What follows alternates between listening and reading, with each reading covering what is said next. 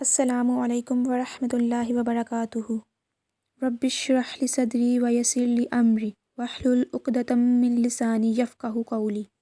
اللہم انی اسألک علما نافعا ورزقا طیبا وعملا متقبلا۔ اعوذ باللہ من الشیطان الرجیم، بسم اللہ الرحمن الرحیم۔ وَإِذَا حُيِّيتُم بِتَحِيَّةٍ فَحَيُّوا بِأَحْسَنَ مِنْهَا أَوْ رُدُّوهَا إِنَّ اللَّهَ كَانَ عَلَى كُلِّ شَيْءٍ حَسِيبًا۔ اور جب تمہیں سلامتی کی کوئی دعا دی جائے تو تم اس سے اچھی سلامتی کی دعا دو یا جواب میں وہی کہہ دو، بے شک اللہ ہر چیز کا پورا حساب کرنے والا ہے۔ اس آیت میں ایمان والوں کو ایک دوسرے کو سلام کرنے کی ترغیب دی جا رہی ہے۔ سلام کرنے سے کیا ہوتا ہے؟ یہ ہوتا ہے کہ دل میں ایک دوسرے کے لیے محبت، عزت اور احترام بڑھتا ہے۔ اور اس آیت میں یہ بتایا جا رہا ہے کہ اگر کوئی آپ کو سلام کرے تو آپ اس سے اچھے طریقے سے جواب دیں، زیادہ بہتر طریقے سے۔ اس سے کیا ہوگا کہ آپ کو ثواب ملے گا، آپ کے اعمال میں نیکی میں اضافہ ہوگا، اور ساتھ میں یہ بھی بتایا جا رہا ہے کہ جو جیسا سلام کرے اسے اسی کی زبان میں ویسے ہی جواب دیا جائے۔ اب یہ تو نہیں ہو سکتا کہ کوئی ہمیں ہیلو کہے تو ہم اسے السلام علیکم کہیں۔ ہیلو کا جواب تو ہیلو یا ہائے کہہ کر ہی دیا جا سکتا ہے، تو پھر وہی الفاظ کہیں جو سامنے والا کہتا ہے۔ ہاں، البتہ ہم کسی کو سکھانے کے لیے اس کو السلام علیکم کہہ سکتے ہیں تاکہ اس کو پتہ چلے کہ کسی سے ملتے وقت السلام علیکم کہنا ہے۔ طریقہ یہ ہونا چاہیے کہ سامنے والا ہرٹ نہ ہو یا پھر وہ اگلی دفعہ بلانے سے ہی قاصر ہو جائے۔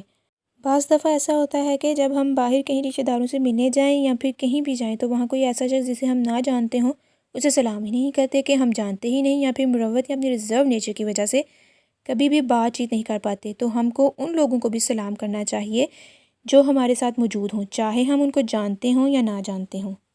آپ صلی اللہ علیہ وآلہ وسلم نے فرمایا، جب کوئی مجلس میں آئے تو سلام کہے، اور جب جانے لگے تو بھی سلام کہے، اور یہ دونوں سلام ایک ہی جیسے ضروری ہیں۔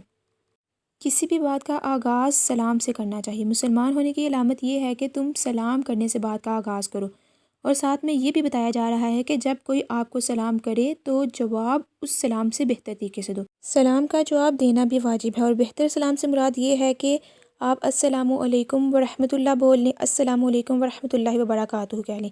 اسی طرح جواب میں وعلیکم السلام ورحمۃ اللہ یا وعلیکم السلام ورحمۃ اللہ وبرکاتہ بول لیا جائے۔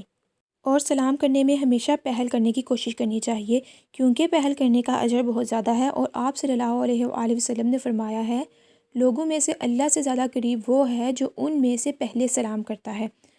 اور اگر ہم سلام کریں اور کوئی ہمیں ہمارے سلام کا جواب نہیں دے تو اس وقت جب سامنے والا جواب نہیں دیتا تو ہمارے سلام کا جواب فرشتے دیتے ہیں۔ اس لحاظ سے بھی ہمیں لازمی کسی سے ملتے وقت سلام کرنا چاہیے کہ فرشتے ہمارے سلام کا جواب دیں گے اگر سامنے والا جواب نہ بھی دے تو۔